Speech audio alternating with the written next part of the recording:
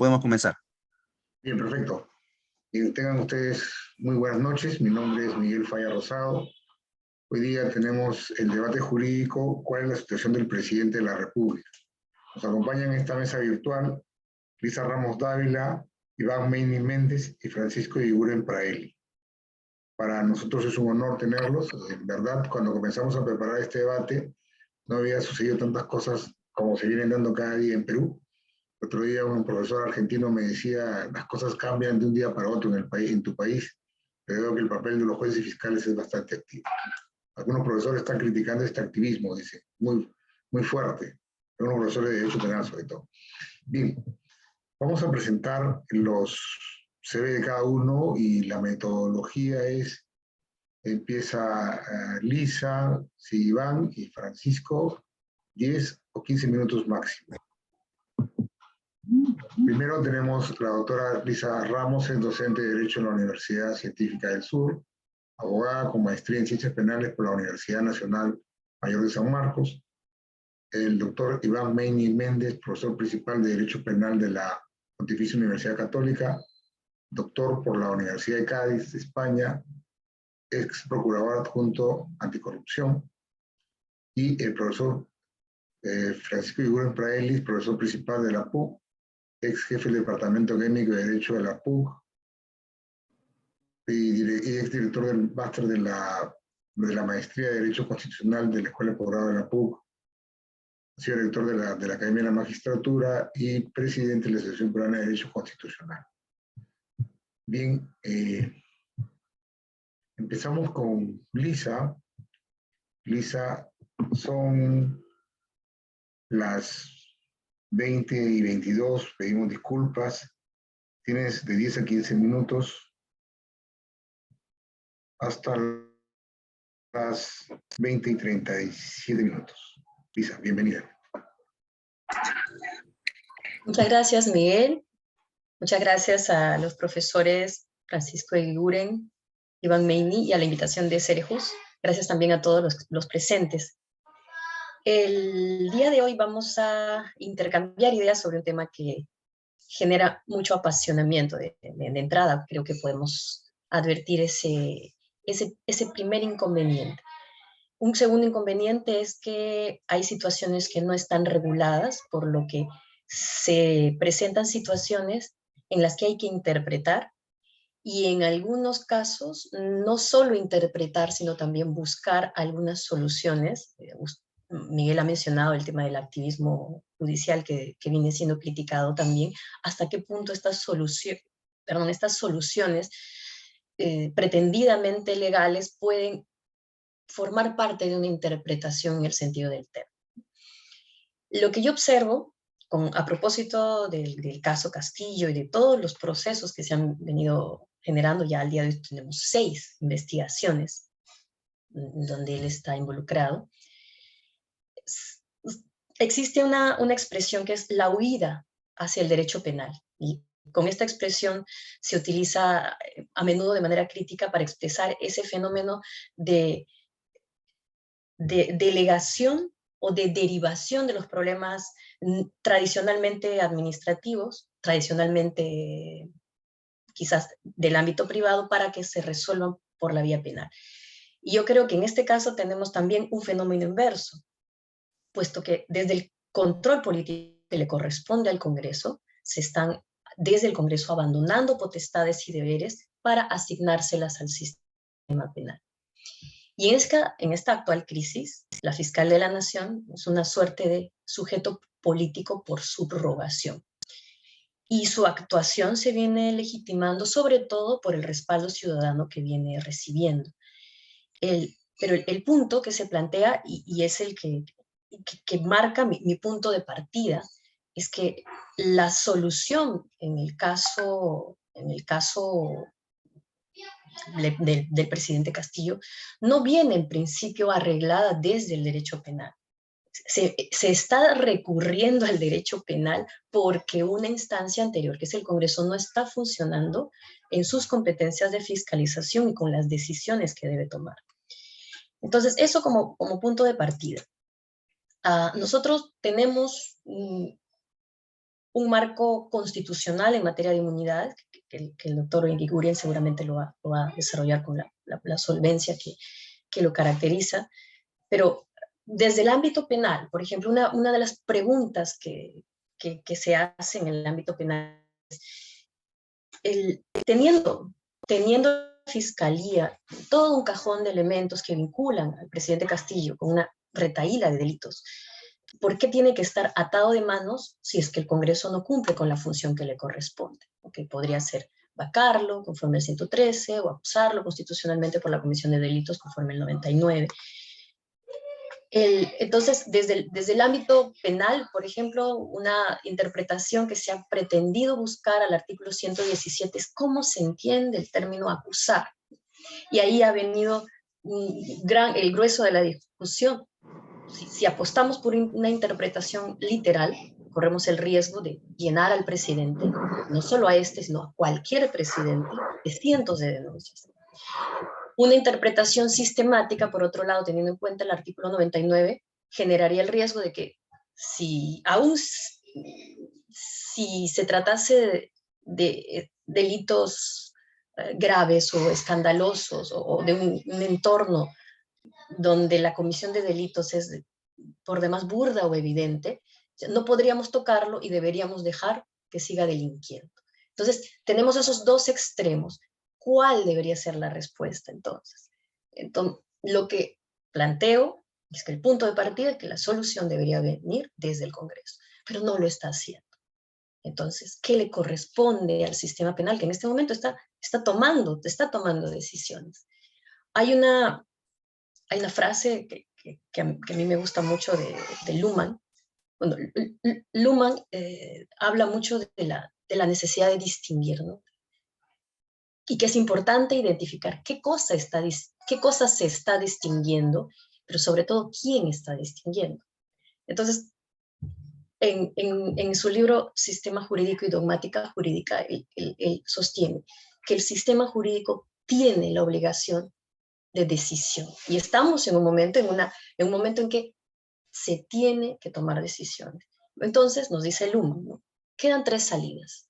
O bien la decisión es programada de manera detallada por vía legislativa, cosa que no sucede en este caso, porque en ninguna de las previsiones constitucionales o penales o procesales penales, los legisladores se habían planteado una hipótesis como la que estamos enfrentando. Un escenario en el que el olor a impunidad o el carácter grotesco con el que se vienen cometiendo algunas actuaciones nos deja pues sin respuesta legal, ¿no? Entonces, una primera forma con que el sistema jurídico resuelve o toma decisiones es cuando viene todo reglado desde el punto de vista legislativo. Cuando eso no existe, nos dice Luhmann, se puede postular un orden transitivo en el que todos los valores relevantes confluyen y se adopte por una salida. O también se puede proceder de manera oportunista en el sentido favorable, ¿no? De la oportunidad. Es decir, que vendría a ser a lo que apuntan las decisiones en este caso, o las tomas de posición, que es basarse en criterios indeterminados, inmudables, y atendiendo al caso por caso. Pero ¿cuál es el riesgo que yo advierto con esta tercera salida? Que si nosotros, por ejemplo, para salir de este escollo, empezamos por darle al artículo 117 un alcance que no está determinado por los propios términos del artículo 117 y empezamos a decir que el artículo 117 permite la persecución por cualquier tipo de delitos, o si empezamos a decir que se podría incluir también la persecución por delitos comunes sin necesidad del antejuicio, ahí estamos ya cruzando una línea, pienso yo. Y entonces, ¿cuál es el riesgo que advierto con este tipo de posición o de toma de posición? Que más allá de resolver un tema concreto que es grave, estamos desfigurando una institución, estamos desprotegiendo la investidura y cualquier ciudadano que llegue en algún momento a la posición de presidente de la República estaría desprotegido. Entonces, ¿cuál es el desafío que se plantea? Primero, como lo he advertido, como lo he sostenido como punto de partida, la solución por aquí no es penal, es anterior, es constitucional, es política, si se quiere. Pero ya vistas en esta situación que corresponde tomar decisiones y la Fiscalía lo está haciendo, la Fiscalía de la Nación lo está haciendo, y hay varias decisiones que se han adoptado: ampliar la investigación, incluir al presidente, ordenar diligencias preliminares con la detención de personas de su entorno. Y yo creo que esa puede ser una forma de asegurar toda la información para el momento en que quiera Dios, el Congreso llegue a tomar decisiones con respecto a las facultades o potestades que le están conferidas. Una vía puede ser la vacancia y otra vía la acusación constitucional.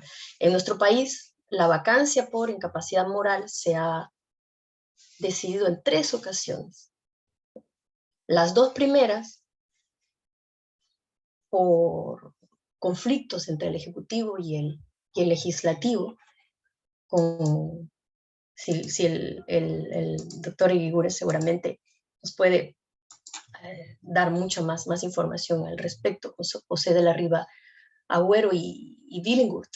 Y el tercero es el caso de Fujimori, donde ni siquiera se siguió un procedimiento estricto, pues solo se adoptó con la mayoría simple que había en ese momento en el hemiciclo. Fue una salida a una situación crítica.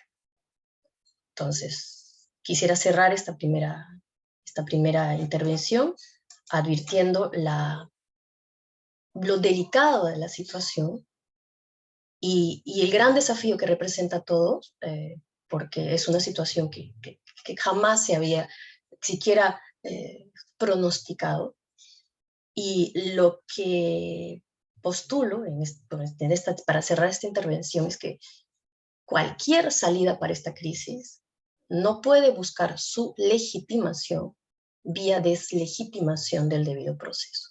Sí, con esto cierro mi primera intervención. Muchas gracias, Lisa. Tenemos Iván, son 20:32, 8:32.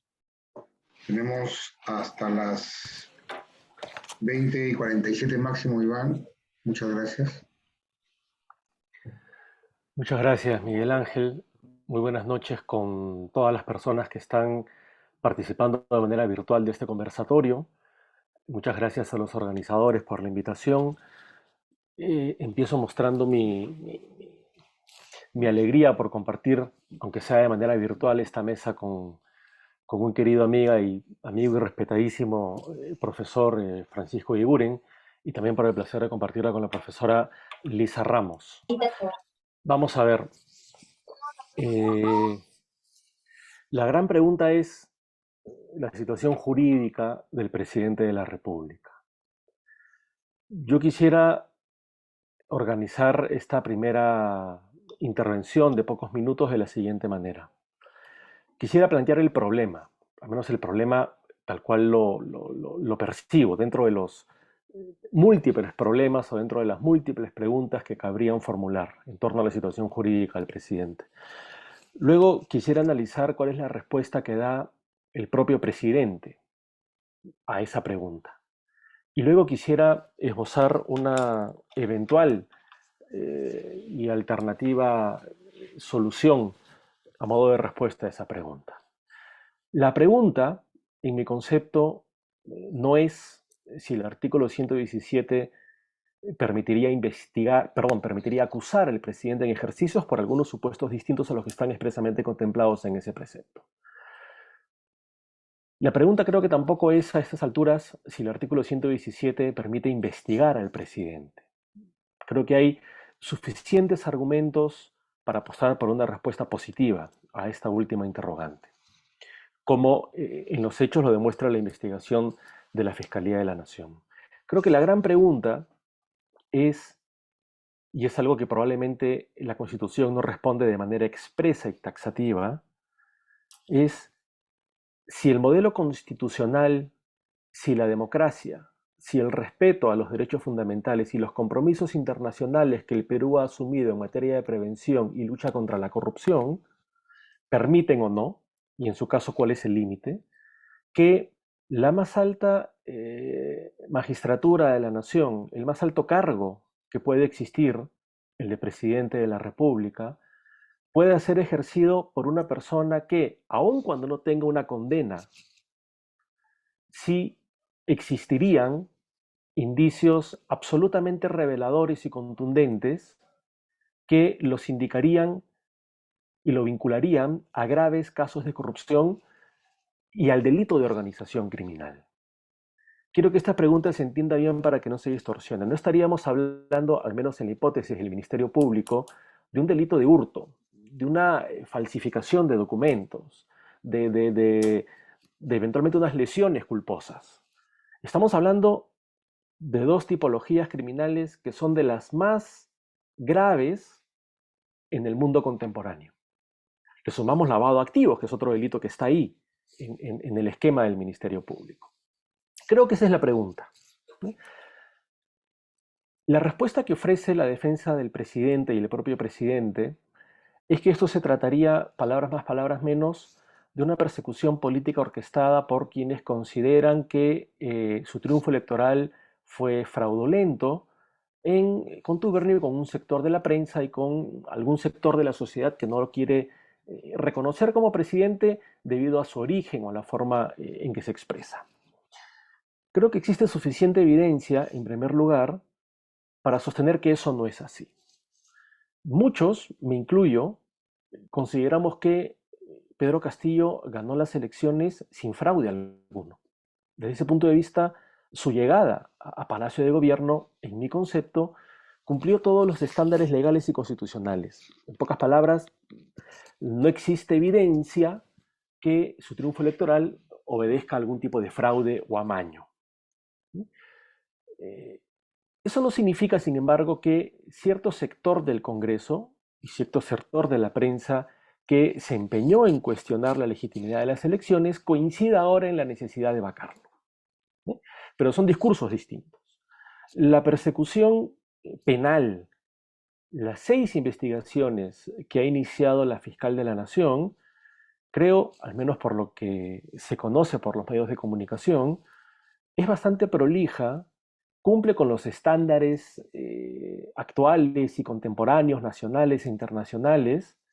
Por supuesto, estamos recorriendo un terreno absolutamente virgen, novedoso, porque nunca en la historia del Perú, al menos en la historia reciente, se había investigado un presidente en ejercicio, al menos por este tipo de delitos. Por tanto, cualquier decisión que tome el Ministerio Público y que venga avalada por el Poder Judicial es una decisión en este contexto de vanguardia, novedosa, y por tanto siempre estará sujeta a la crítica, pero también a la necesaria argumentación jurídica. Lo que no hace la defensa del presidente es discutir el fondo del asunto. Y creo que eso denota alguna debilidad o alguna ausencia de argumentos. Quisiera aquí esbozar mi propio punto de vista y plantear alguna alternativa, por supuesto nada concluyente ni determinante. Los abogados y los juristas no deberíamos especular, pero me voy a tomar la libertad de hacerlo. Si las investigaciones que ha iniciado el Ministerio Público, ahora 6, continúan como vienen desarrollándose, esto es, cada vez más personas del entorno absolutamente íntimo del presidente de la República se someten a la colaboración eficaz y ofrecen información que estaría siendo corroborada. Si las propias investigaciones, llámese pesquisas, allanamientos, incautación de documentos, y no lo sabemos, porque la investigación es por criminalidad organizada, probablemente exista alguna autorización judicial de escucha telefónica, levantamiento del secreto bancario o levantamiento de la reserva tributaria, no lo sabemos. En definitiva, si estas investigaciones continúan como se están desarrollando, creo que es altamente posible que cada vez más más personas del entorno del presidente, entorno familiar, entorno amical o entorno político, que están siendo sindicados por el Ministerio Público como miembros de la organización criminal, con un detalle que es digno de mencionar, ¿no? El esquema que hemos visto el día de ayer presenta desde el Ministerio Público una organización criminal en el Ejecutivo con niveles de acción. ¿Quién sería el lugarteniente del presidente? ¿Quién sería el ejecutor? ¿Quién sería el testaferro? Etcétera, etcétera. Eso, digamos, difícilmente obedece a una decisión caprichosa o a una decisión subjetiva, como tampoco puede atribuirse a una persecución, en mi concepto, política o una decisión caprichosa, las detenciones que se han producido hace 2 noches, entre ellas el intento de detener preliminarmente a la sobrina del presidente, porque todas ellas, si bien han provenido del Ministerio Público, han sido avaladas por el Poder Judicial y por tanto es de entenderse que han superado un estándar de argumentación y que se ha corroborado el peligro de fuga o el peligro de entorpecimiento de la actividad probatoria. Por tanto, si las cosas siguen como siguen, digo, es, en mi concepto, altamente probable que la fiscal de la Nación tenga en algún momento suficiente información, suficiente documentación, suficiente evidencia como para formarse ella un juicio en torno a si el presidente debería ser acusado o no. No puede acusarlo. Frente a eso, ¿qué se hace? Creo que aquí hay varias alternativas. O bien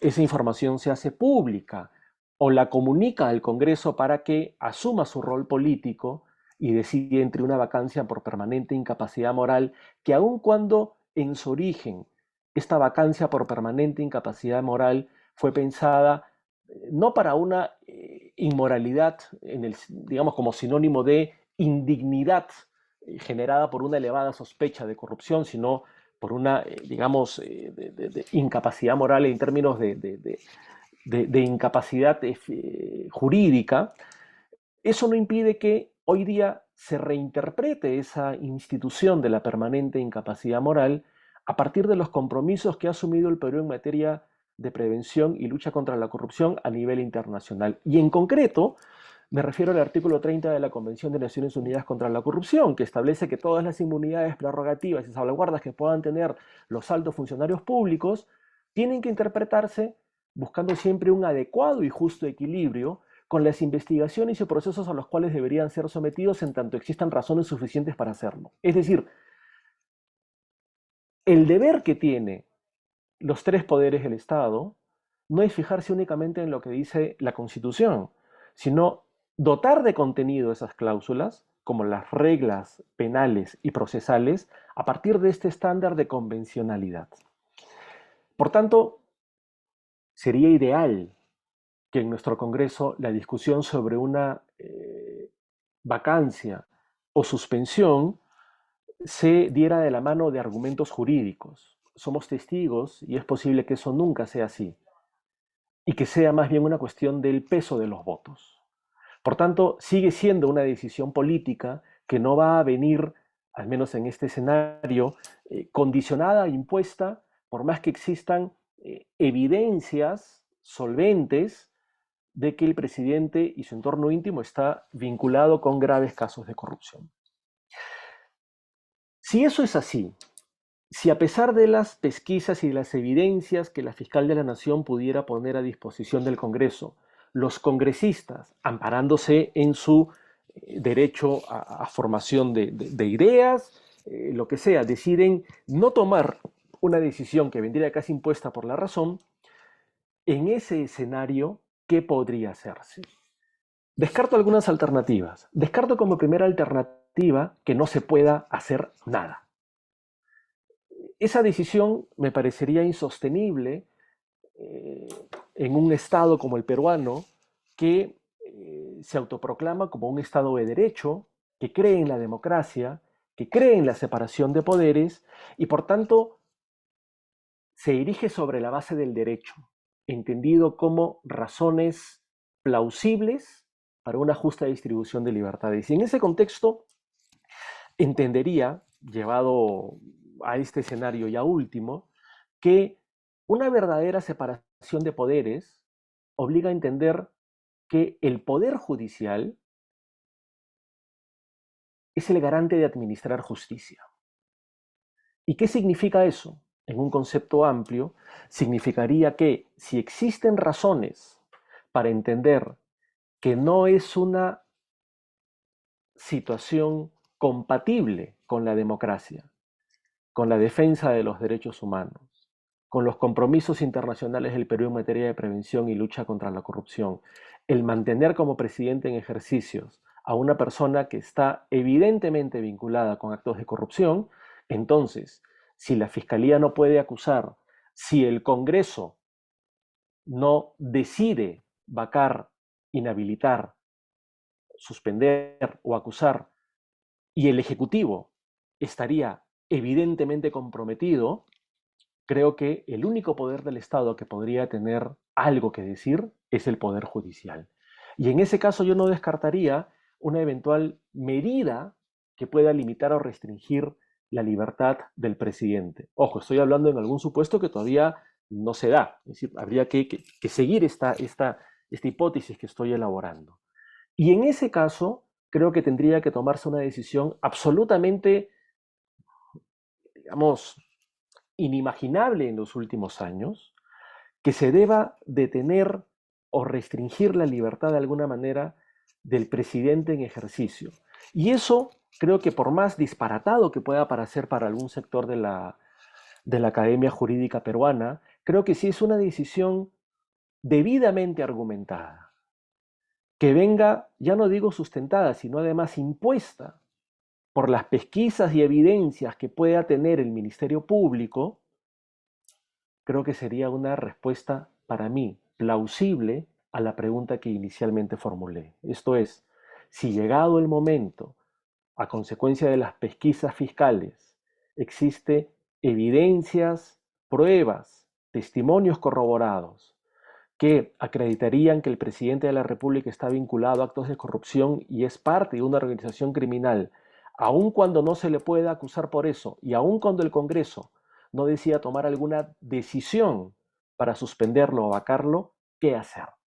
En mi concepto, como digo, y con esto termino, creo que en ese escenario, ojalá no tengamos que llegar a eso, debería ser el Poder Judicial quien tome alguna decisión en tanto venga solicitada por el Ministerio Público. Y esa decisión sería la de una privación de libertad que, para evitar que se vea como una inhabilitación o una vacancia de facto, que es lo que habría que evitar para evitar un precedente nefasto, debería venir muy bien robustecida con una argumentación muy prolija sobre la base del derecho convencional, sobre la base del propio modelo de organización social y apostando porque el Poder Judicial está llamado a administrar justicia. Muchas gracias. Gracias, Iván. Francisco, son las 20:48. Tenemos 15 minutos. Muy bien. Muy bien, Miguel. Gracias. Muy buenas noches a todas, a todos los que nos acompañan. Un gusto, un honor participar de esta reunión. Agradezco mucho al profesor Miguel Fay, a los organizadores que nos han invitado, y muy contento de estar compartiendo esta mesa con mi querido Iván Meini y la profesora Lisa Ramos. Ellos han situado ya, creo, muy bien la sensación que podemos tener. Paradójicamente, en el año, o poco después, pero en el marco del Bicentenario, una crisis política, una descomposición no solo política, sino moral, que nos hace pensar que 200 años después podríamos estar leyendo esas historias de los primeros 20 o 40 años de nuestra independencia, o nuestros inicios republicanos, con gobiernos que duraban nada, con golpes de Estado, con instabilidad, en fin, la República Bananera. Creo que la involución política y moral del país es dramática, dramática. Para los que somos mayores, sinceramente, nunca creí ver lo que estoy viendo. Y sin ser tremendista, porque por lo menos en el régimen de Fujimori teníamos a un dictador y había un golpe de Estado. Ahora, supuestamente, vivimos en una democracia de caricatura, sin institucionalidad, donde el presidente y el gobierno, los congresistas y los grupos políticos, la verdad, que dan vergüenza dentro y fuera del país. Pero, y me temo, por donde ya iban Lisa e Iván, estoy casi convencido de esto, la salida que se tenga que dar, porque esto no puede seguir así, no va a ser limpia. Va a ser una salida constitucionalmente más que discutible, sucia, espuria, y ojalá, paradójicamente, dicho por un constitucionalista, sea solo eso, y no llegue a más. Y no llegue a más. Porque la temperatura sigue subiendo, el conflicto, el descontento, y claro, Iván ya ha planteado algunas de las alternativas que sí creo que pueden venir. Detención judicial del presidente, sí, pero puede venir también, por mucho menos que esto, Fujimori disolvió el Congreso, ¿no? Porque Fujimori ni lo habían tocado, y disolvió el Congreso, dio un golpe de Estado, rompió la democracia. Por mucho menos que esto. Y claro, y había hecho mucho menos de lo que ha hecho este gobierno de descomposición. O sea, estamos en una situación crítica donde la ciudadanía desaprueba a todo y a todos. O sea, yo no sé cuál anda peor, ¿no? El gobierno, el presidente, sin duda, el Congreso, en fin. En este contexto, como digo, me preocupa que no hay una solución limpia. Y uno se podría preguntar, ¿tiene la Constitución el deber de prever soluciones ordenadas dentro de los marcos constitucionales a situaciones críticas? ¿Son esos los momentos que ponen a prueba una Constitución precisamente? Si es capaz de enrumbar, de encuadrar, como decían algunos autores, el desarrollo del proceso político. Bueno, eso es lo que se espera. Pero también asumamos una cosa. Lo que está sucediendo en el país era muy difícil imaginarlo hace pocos años y con el propio diseño constitucional. Y quiero explicarme.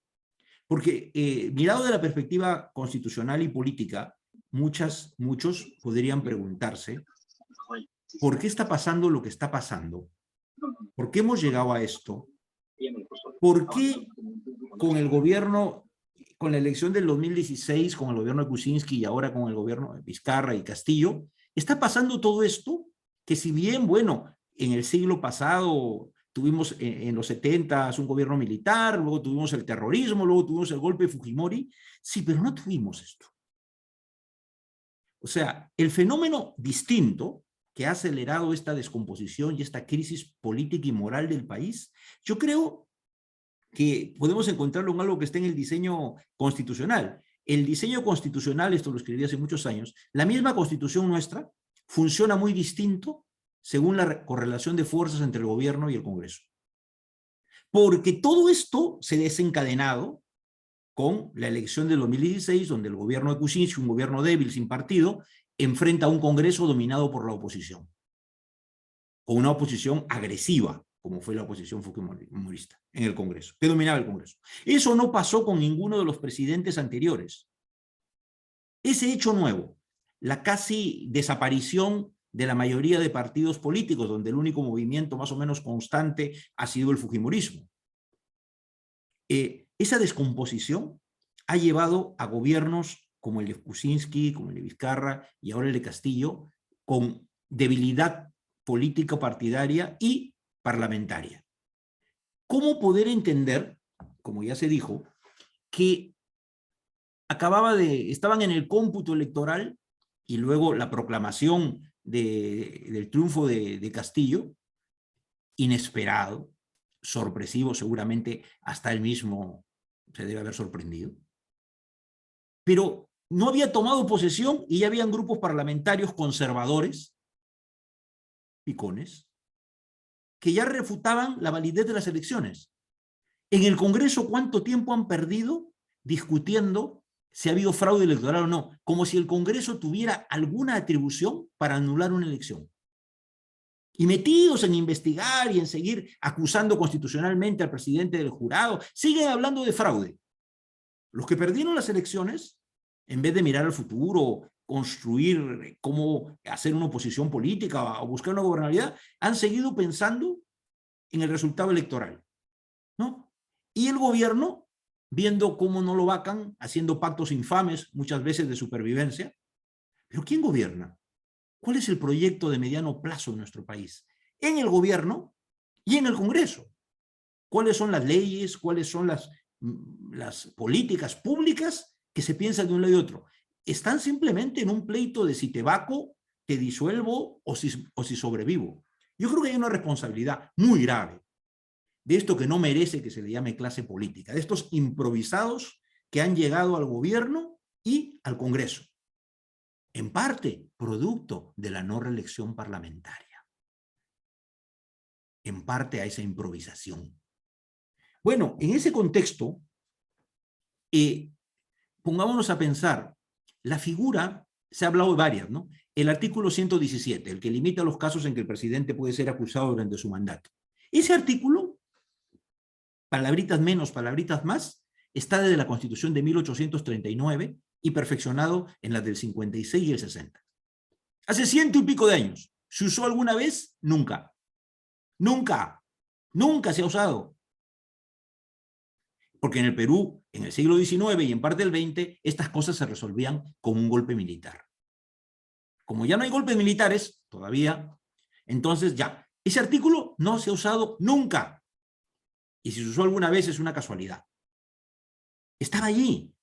Muy grave que después de la experiencia de gobiernos denunciados de corrupción en el siglo pasado o de la experiencia de Fujimori, muy grave que los constituyentes, o el del 79 o el del 93 sobre todo, o después del 93 cuando cayó el gobierno de Fujimori, no hayan pensado revisar el artículo 117 o no hayan pensado revisar las causales de acusación al presidente durante su mandato. ¿Por qué no lo hicieron? ¿Por qué no lo han hecho? La vacancia por incapacidad moral. Si uno mira los debates constituyentes de las constituciones del 33, del 79 y el 93, ya los congresistas de entonces fueron conscientes de la ambigüedad de la palabra incapacidad moral y discutieron si debía decirse física y mental, física y moral. Y llegaron a la conclusión que manteniendo incapacidad moral podían estar la física, la mental y la moral y que el Congreso decidirá. Que era una puerta abierta como salida política. O sea, ya lo habían vaticinado. Sin embargo, esta vacancia por incapacidad moral, palabrita más, palabrita menos, que está también desde mediados del siglo XIX, ¿se usó alguna vez? Se ha señalado a veces que el caso de la Ribagüero a poco de iniciar la República o el caso de Billinghurst. Yo personalmente creo que no, yo creo que ninguno de esos dos casos califican como tal, porque a Billinghurst le dieron un golpe de Estado, independientemente que el Congreso dijera que no lo reconocía, o el caso de Ribagüero. El primer caso fue efectivamente el de Fujimori, en el 2000. Pero fue una figura anómala, porque a Fujimori lo pudieron vacar por abandonar el país y no regresar, causal expresa de vacancia, o hasta si hubieran querido, le aceptaban la renuncia nomás, pero no, decidieron vacarlo por incapacidad moral. Muy valientes. Fujimori fugado, renunciante, y ahí sí, y si uno mira por qué lo vacaron, leyendo los debates y las acusaciones luego para inhabilitarlo, habían para todos los gustos. Y todas eran imputaciones, que luego muchas de ellas se han confirmado. O sea, en resumidas cuentas, las instituciones estaban ahí y no se usaron. ¿Por qué se han usado ahora? ¿Por qué desde el gobierno de Kuczynski se ha puesto tan de moda esto? Porque se ha producido algo que la Constitución no está preparada para resolver. Somos un sistema presidencial con injertos parlamentarios. Y en un sistema presidencial con injertos parlamentarios, salvo el impeachment norteamericano, británico, que no se usa en Inglaterra y en Estados Unidos casi nada, para presidentes, o el juicio político latinoamericano, salvo esos supuestos donde hay una imputación penal y un juicio penal, no se puede vacar a un presidente por discrepancias políticas o porque es un incapaz o se le considera inepto. Porque no somos un sistema parlamentario, porque quien elige al presidente es el pueblo, no el Congreso. Y el Congreso no tiene ninguna competencia constitucional para sacar a un presidente por sus desaciertos políticos o porque discrepe su gestión. Lo podrá sacar si hay delitos, si hay infracciones constitucionales. Lo que debió hacer el Congreso hace mucho tiempo, y yo no sé por qué no lo hace ahora, porque es menos difícil de las tonterías que vienen ensayando, pudo haber reformado el artículo 117. Hace meses pudo reformar el 117, solo necesita mitad más 1. Menos que Pavacara. Mitad más 1. Y referéndum. Si hubieran reformado el 117 hace meses, en vez de intentar vacar al presidente y como no han encontrado todavía los votos, se van por otro camino, llevaban en esta elección que tenemos ahora en octubre, ya tenías, para ni siquiera hacer una elección especial, ya tenías el referéndum o una papeleta más. Y reformaba la Constitución. Y hacías una lista más amplia de delitos de función y delitos comunes e infracciones constitucionales. Y los sacas por la puerta válida, no por la puerta falsa. Reformando el 117. ¿Por qué no reforman el 117? La vacancia por incapacidad moral, como la han planteado, para mí, no es pertinente constitucionalmente. Sí, es alarmante, como dice Iván, es una tragedia lo que pasa. Es una vergüenza lo que pasa. Pero la Constitución no previó esa salida, pues. No previó esa salida. Hay que preverla.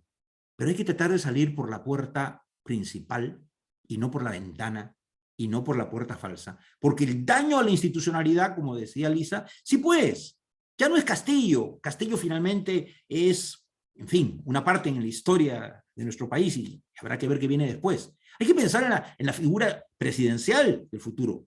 Porque creímos que se acababa esto con el gobierno anterior y acabamos de cumplir un año y seguimos peor que el anterior. No podemos seguir así más años, es verdad.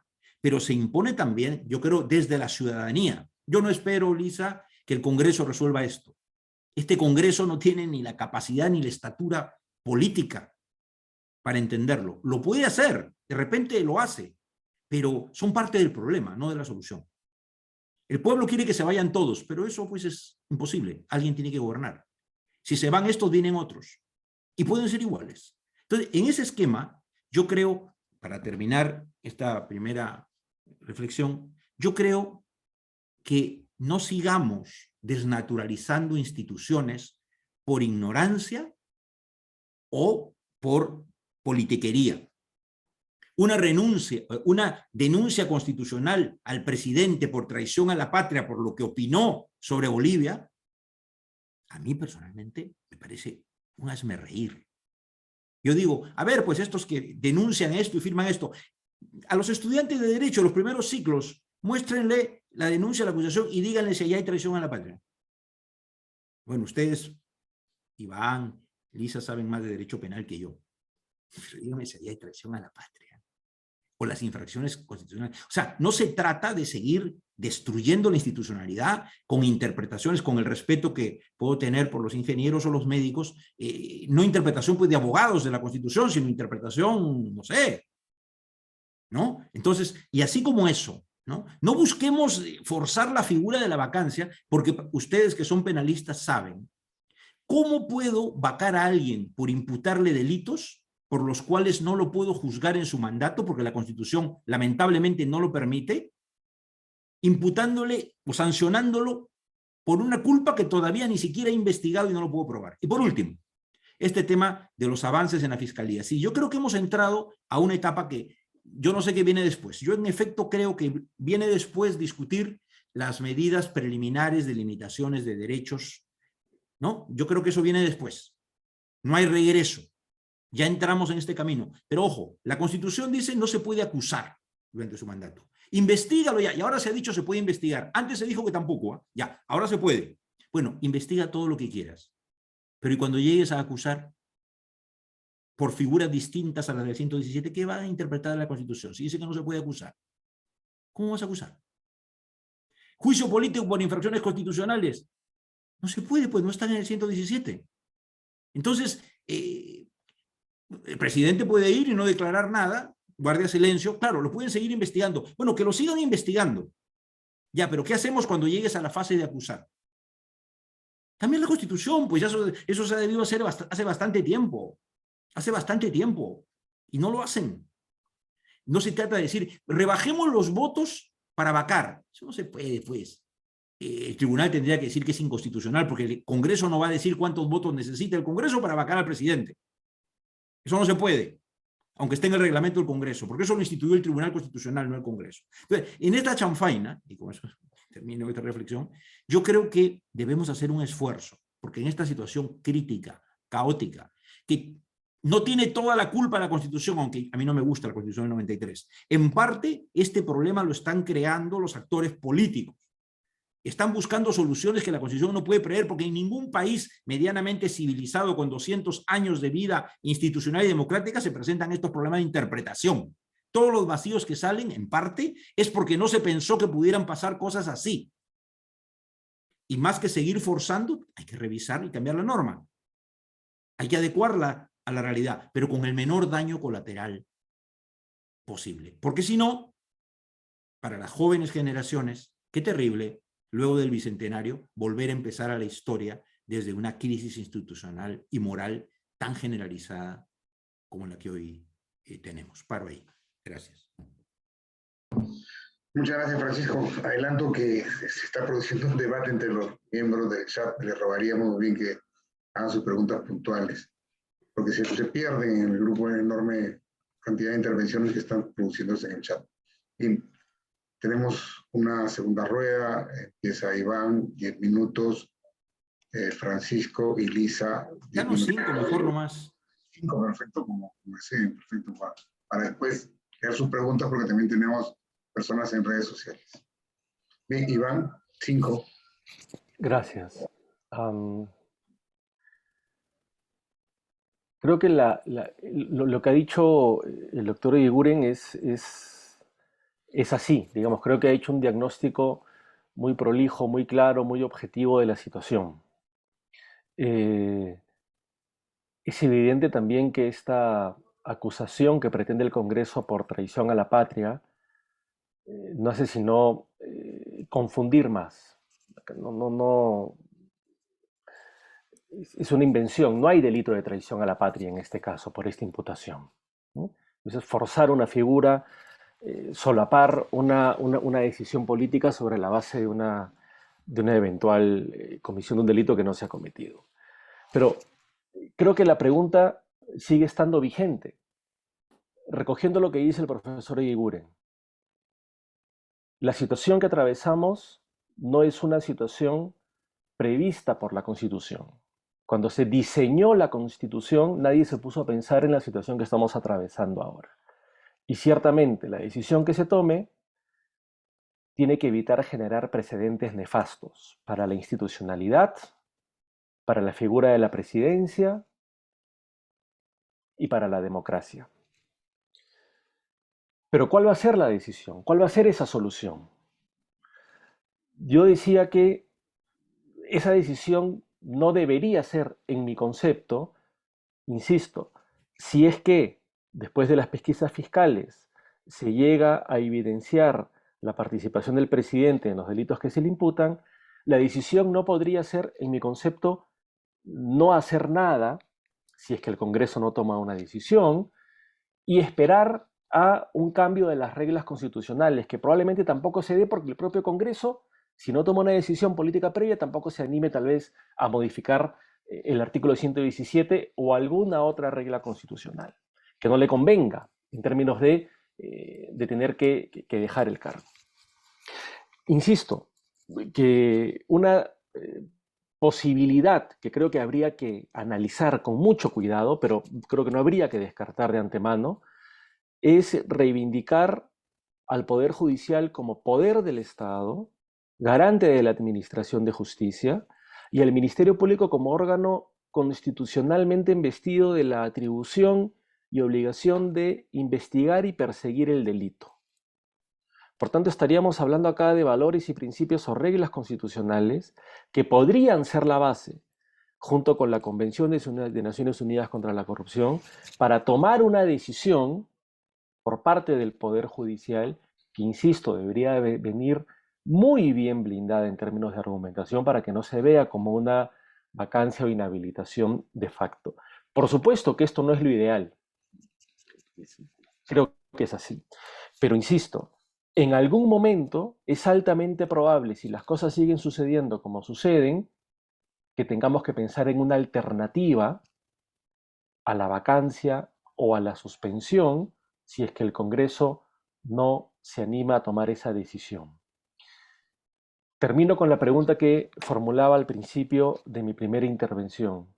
Creo que sobre lo que tenemos que pensar es si y en su caso hasta qué punto el actual modelo constitucional, el concepto de democracia, permite o permitiría que un alto funcionario público siga en el ejercicio del cargo a pesar de que puedan existir evidencias que lo vinculan con actos de corrupción. Termino con un ejemplo. Imaginemos, esto es hipotético, no existe, imaginemos que a un presidente en ejercicio, llámese Pedro Castillo, u otra persona, se le detiene en flagrancia violando a un menor de edad. Es algo que la Constitución tampoco prevé. ¿Significa eso que vamos a esperar a un Congreso que no desea vacarlo o inhabilitarlo? Quiero llevar el razonamiento al extremo, ¿no? Y yo que cuando hablo he utilizado deliberadamente el concepto de flagrancia, porque en la imputación del Ministerio Público, que es por delito de organización criminal, estamos hablando de un delito permanente y por tanto esto es como la membresía a un club deportivo o a un club social. El delito de organización criminal se comete 24/7. Por tanto, sigue habiendo flagrancia, ¿no? Quiero en términos jurídico-penales transmitir la gravedad del asunto.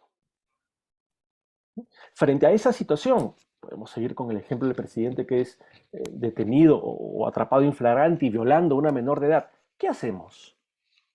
Si no se le puede acusar por ninguno de esos delitos, ¿lo dejamos en el cargo? ¿Esperamos a que el Congreso lo vaque, lo inhabilite o lo suspenda o lo acuse constitucionalmente? Y si el Congreso no toma esa decisión, ¿quién debería tomar una decisión? Por supuesto, el diseño constitucional probablemente no pensó en estos supuestos. Pero creo que gran parte de la población coincidirá, o de los que estamos aquí presentes coincidirá que frente a ese supuesto, como frente al supuesto en el que se evidencie su participación en actos de corrupción, la decisión que habría que descartar es la de no hacer algo. ¿Qué hacer? Es algo que habrá que tomar alguna decisión con mucho cuidado. Gracias. Gracias, Iván. Francisco, 5 minutos. Bien. Sí, hay que hacer algo porque, y tiene que pasar algo, pero ojalá, como digo, que sea lo menos destructivo para ya alicaída institucionalidad, porque si no los daños se vuelven mayores, ¿no? Y claro, hay formas. Bueno, yo decía, una forma es la reforma del 117, puede sonar muy formalista, ¿no? Cuando yo hice mi tesis doctoral, mi investigación doctoral sobre este tema, pues descubrí que en el Perú, salvo una tesis de fines del siglo pasado de Javier Vallarrista, ni siquiera de fines, nadie había trabajado más o menos en serio el tema de la responsabilidad del presidente, ¿no? El trabajo se publicó, el mío, en el 2007, y bueno, ahí estamos, ¿no? No se ha cambiado nada. No había nada trabajado acá, y yo pensaba, ¿por qué no? Había terminado ya gobiernos como el de Toledo, como el de Alan García, el tema se conocía, ¿no? Bueno, pueden haber otras salidas, ¿no? Sí, pueden forzar la vacancia. A mí no me gusta esa figura de la vacancia por incapacidad moral, por una crítica a la conducta, al desempeño, a la gestión. Como Iván dice, podríamos construir interpretaciones, ¿no? Nadie en su sano juicio puede en efecto creer que una constitución puede tener una norma, salvo pues la de una monarquía absoluta, ¿no? Que un gobernante, un presidente o un congresista que comete un delito común, bueno, se habla de violación, que es muy grave esta, pero sí podría haber también un asesinato, lo que fuera, no se le puede hacer nada. La Constitución que diga que no se le puede hacer nada sería un disparate. La Constitución no dice que no se le puede hacer nada, ¿no? Entonces, claro, una interpretación menos abrupta podría ser decir, a ver, el 117 es una excepción de protección de inmunidad para el presidente frente al antejuicio y al juicio político. Artículos 99 y 100. El antejuicio y el juicio político proceden por delitos de función en la función o por infracciones constitucionales. Para empezar, no funciona para delitos comunes. Cuando hay delito común, de frente. Una primera interpretación, yo no la he sostenido antes, pero digo, es menos abrupto decir, bueno, de acuerdo, pero el 117 es para los delitos de función del presidente, porque lo que no se quiere es perturbarlo en el desempeño de sus funciones. Para eso está el 117 desde mediados del siglo XIX, para que gobierne tranquilo y no viva lleno de denuncias políticas penales. Pero no para proteger a un delincuente o un criminal. Es una interpretación posible, no cubre delitos comunes.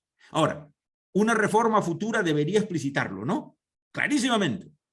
Pero hoy no está dicho. Otro supuesto posible es la renuncia. Piensen en el caso del ex efímero presidente Merino, ¿no?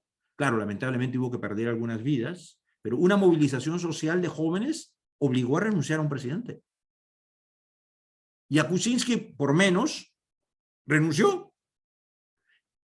El inciso, la vacancia permite como una de las causales la vacancia por renuncia. Fujimori renunció desde el exilio o desde la fuga. La renuncia también es una posibilidad. Una movilización social que fuerce a una renuncia por este descrédito, por esta incapacidad política. Y eso no solo es para el presidente, ¿no? Porque, acuérdense, cuando el Congreso aprueba la vacancia, perdón, la incapacidad moral, la vacancia por incapacidad moral de Fujimori, habían 2 vicepresidentes, ¿eh? Y fue la presión política en horas en el propio Congreso que los 2 vicepresidentes renunciaron y se convocó elecciones generales y mientras tanto la transición de Paniagua. Esa posibilidad también existe, ¿no? Podían hacer una reforma constitucional puntual para recortar el mandato como se hizo en la época del último periodo Fujimori. O sea, salidas pueden haber menos abruptas y violentas que seguirle queriendo sacar la vuelta, que sea la traición a la patria, que sea la anulación de elecciones, que sea el fraude, que sea la vacancia por incapacidad moral. Pero claro, pasada esta tormenta que algún día terminará, con calma, y es una responsabilidad, creo yo, de la comunidad académica, no de los políticos, trabajar con calma una revisión del diseño constitucional, tratando de aprender estas lecciones y, por supuesto, que sea en democracia una asamblea constituyente, esa que se han negado a permitir, porque dicen que no hay condiciones para ello. Bueno, si esto no es una crisis política, yo no sé qué más puede pasar, ¿no? Pero una nueva constitución, nacida en democracia de una asamblea constituyente, contando con una adecuada formulación y asesoría, piense un esquema para tiempos mejores. Porque los tiempos actuales son tiempos turbulentos, donde, como ya dije hace un rato, me temo que de esto que vamos a tener que salir, no vamos a salir ni bien ni muy limpios. Gracias. Gracias, Francisco. Lisa, 5 minutos, son las 20:18. Gracias, Miguel. Para comentar algunas ideas, los profesores, con respecto a las modificaciones constitucionales, una previsión que habría que tener en cuenta es que no podrían ser aplicadas para el caso Castillo por la regla de retroactividad. Pero en el riesgo que advierto con el tema de las modificaciones constitucionales es que también estén sometidas al populismo. Hemos visto la modificación del artículo 41 con la regla de prescripción, la imprescriptibilidad, que venía siendo una garantía. También en cuanto al artículo 93, la eliminación de la inmunidad parlamentaria, que era una figura de respaldo a la institución. Entonces, ahí también me quedo con la pregunta, sí, ver una salida, una modificación constitucional, pero tenemos ahí la amenaza del populismo que podría utilizar esta salida para, en lugar de afianzar la institución, desfigurarla. Entonces, ese es mi temor.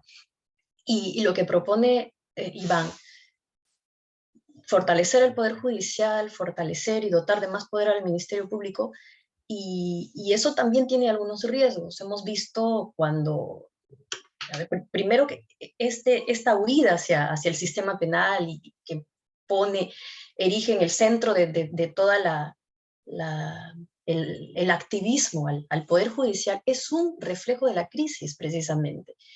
Y al final puede ser parte del problema el derivar o el delegar tantos problemas para que sean resueltos por el Poder Judicial.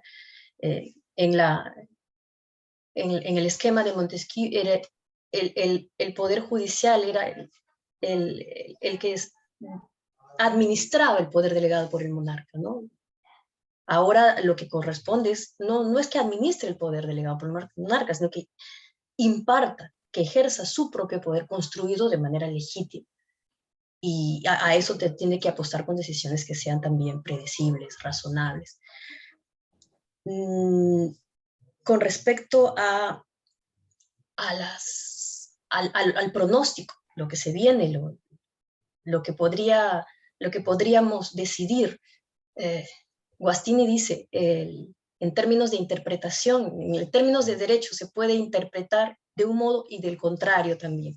Y esa es la gran paradoja que nos plantea este caso, que cualquier salida, como dice el profesor Eguiguren, va a terminar siendo cuestionable de uno o de otro lado, precisamente porque es una situación inédita que ha llegado a límites que lesionan el sentido de justicia, de lo que es correcto, de lo que debería ser el epítome del líder de una nación.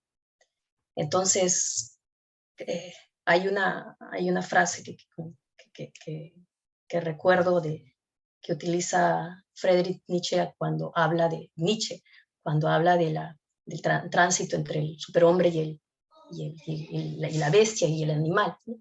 El hombre, la situación en la que estamos en este momento, ¿sí? Peligroso avanzar, peligroso retroceder, peligroso quedarse quieto. Entonces, cualquiera sea la posición que adoptemos, decidamos por una, decidamos por el otro, sería terrible para la institución. Lo que no se puede suceder, como dice Iván, es no hacer nada. Algo tenemos que hacer. Y tomo la invocación del profesor Francisco respecto a que tenemos una gran responsabilidad de abonar con objetividad, no con apasionamiento, sino con salidas que sean objetivas y que construyan a una mayor institucionalidad, porque no es solamente el sujeto que en este momento está circunstancialmente ocupando el cargo, sino es la figura presidencial que en cualquier momento podría ser alcanzada por cualquier ciudadano, seguramente en otras condiciones.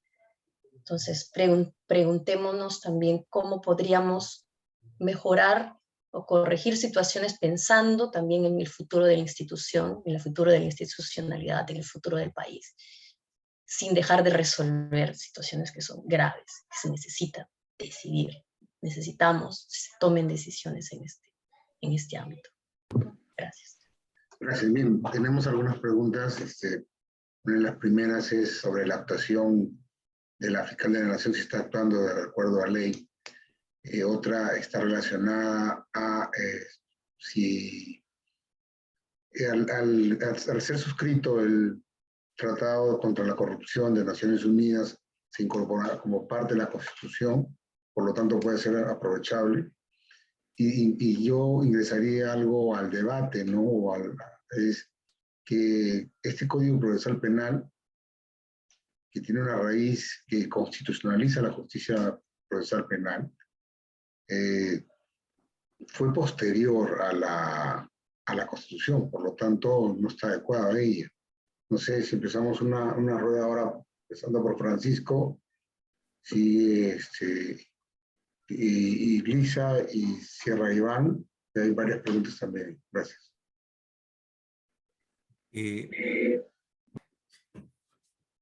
Hay una norma que se dio durante el gobierno de transición de Paniagua. En verdad, primero se dio una que era la 27379, creo, que permitía limitar derechos de los investigados en fase de investigación preliminar de la Fiscalía, pero luego se dio, también en el gobierno de transición, la 27399, especialmente para poder, durante una fase de investigación preliminar fiscal, limitar derechos de aquellos que tienen la prerrogativa funcional del antejuicio. Esa ley, que se ha citado ya varias veces, bueno, ya tiene 20 años, sin embargo, bueno recordar, esa ley dice, para estos que tienen antejuicio, y el presidente, aparte de la excepción especial que tiene del 117, también tiene antejuicio, es algo que algunos olvidan cuando piden suspensiones y acusaciones, ¿no? Al presidente no se le puede juzgar hoy sin antejuicio o juicio político. Y incluso en eso tiene la restricción del 117. ¿Me guste o no? A mí no me gusta. Bueno, entonces digo, esa 27399 dice que las restricciones que se pueden imponer en fase de investigación fiscal preliminar para estos que tienen antejuicio es la posibilidad. No se les puede imponer, dice, detención, no se les puede imponer arresto domiciliario, no se les puede impedir salir de la circunscripción donde viven, sí se les puede prohibir salir del país, sí se les puede levantar secreto bancario, reserva tributaria, realizar allanamientos de domicilio, incautar bienes, etc. Por lo tanto, para quienes tienen privilegio de antejuicio, hoy no se les puede detener ni se les puede someter a arresto domiciliario. No se puede. Bueno, pueden cambiar la ley, ¿no? Y ojo, algo que no olvidemos. ¿Saben qué dice esa ley? Que estos apremios no se aplican a congresistas. ¿Por qué será, no? Bueno, entonces yo diría, ha habido un avance importante con las últimos fiscales, ¿no? En un breve tiempo, la fiscal Zoraida Ábalos, el fiscal Pablo Sánchez y ahora la fiscal Liz Benavides, ¿no? Están jugando dentro de los resquicios que le permite el sistema. Dicen, no se puede acusar, bueno, pero puedo investigar, bueno, adelante. Yo creo que es un avance. Ahora, pero por eso decían antes, bueno, ya, y cuando lleguen a la fase de acusar, ¿qué hacemos? ¿Qué hacemos? Porque la Constitución dice que no se puede acusar, ¿ah? Interpreten lo que quieran, pero dice no se puede acusar. Y acusar ni ante el Congreso, ni ante el Poder Judicial, ni el Ministerio Público, ni penalmente, ni constitucionalmente, salvo por los supuestos del 117. Ahí hay un impasse, por eso yo digo, eso hay que cambiarlo. Claro, como dice la profesora Ramos, claro, no se le podría aplicar a Castillo para imputaciones de delito anteriores, pero como decía Iván, la organización criminal es constante y pueden haber nuevos delitos. Pueden haber nuevos delitos en el camino. Si pensamos que un régimen va a durar 5 años, podrán seguir pasando.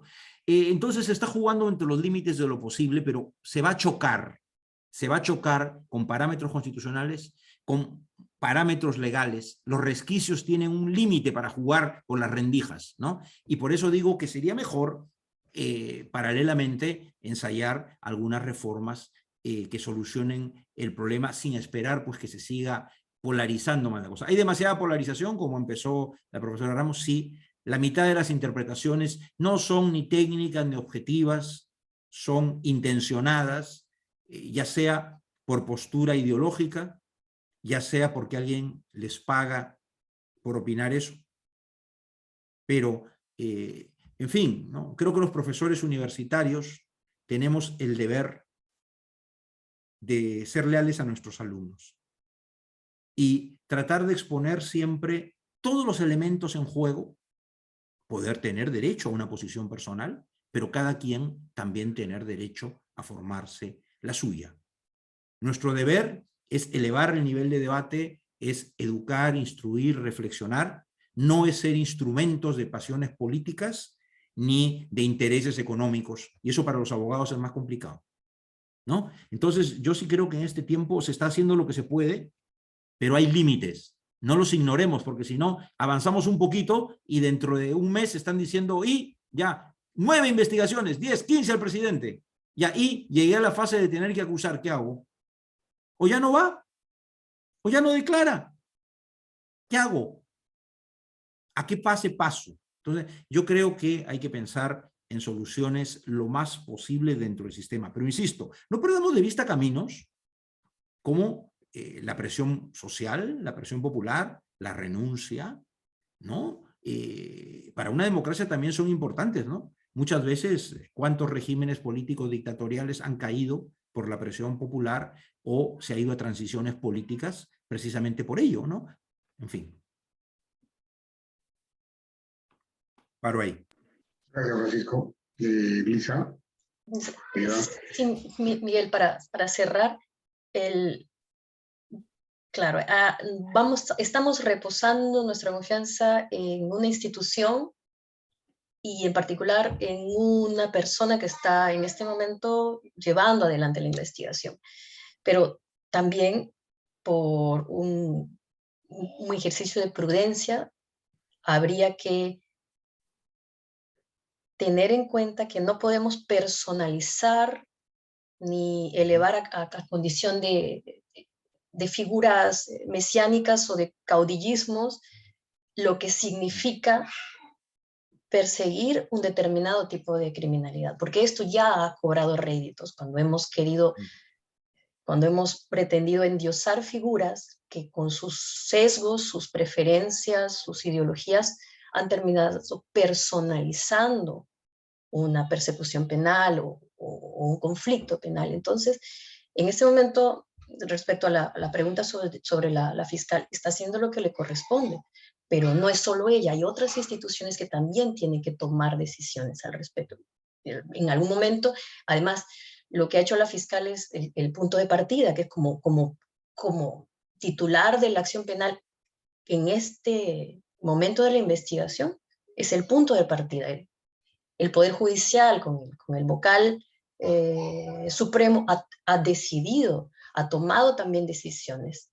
Entonces, miremos también la salida, no en términos de personas que circunstancialmente están ocupando el cargo, sino en términos de institución. Gracias. Iván, para cerrar. Gracias. A ver, yo tengo cuatro ideas, ¿sí?, con las que quiero terminar mi intervención. La primera, digamos que puede ser más general, es ciertamente uno puede, digamos, considerar que hay vasos comunicantes entre lo jurídico y lo político en estos casos. Creo que eso es evidente. Cualquier decisión jurídica que se tome, que siempre podrá ser del agrado de algunos y cuestionada por otros, va a tener algún impacto en lo político, porque estamos hablando del presidente. ¿Sí? Creo, sin embargo, que no cabe hablar acá de una huida al derecho penal, porque aun cuando el Congreso hubiese vacado o suspendido o acusado al presidente, tendría el Ministerio Público que seguir investigando. Estamos hablando aquí de delitos especialmente graves. Es decir, si creo que en algo podemos estar de acuerdo en la comunidad académica es que, por supuesto, el derecho penal no es prima ratio y no debería ser.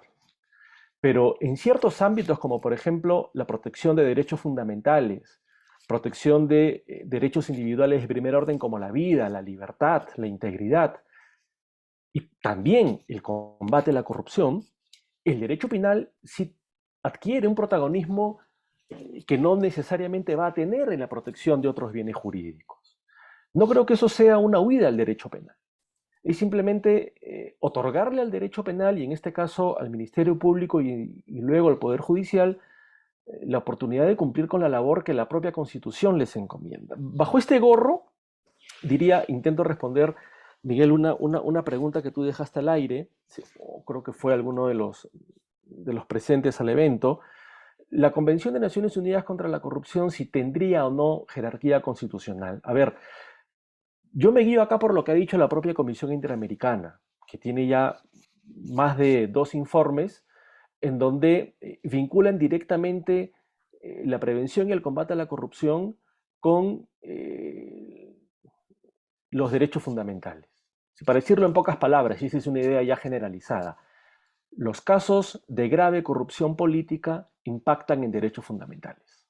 No estamos hablando aquí solamente de que a alguien se le hubiese dado dinero, $20,000 en un baño, me coludo con unos empresarios chinos o de Cajamarca para otorgar licitaciones amañadas.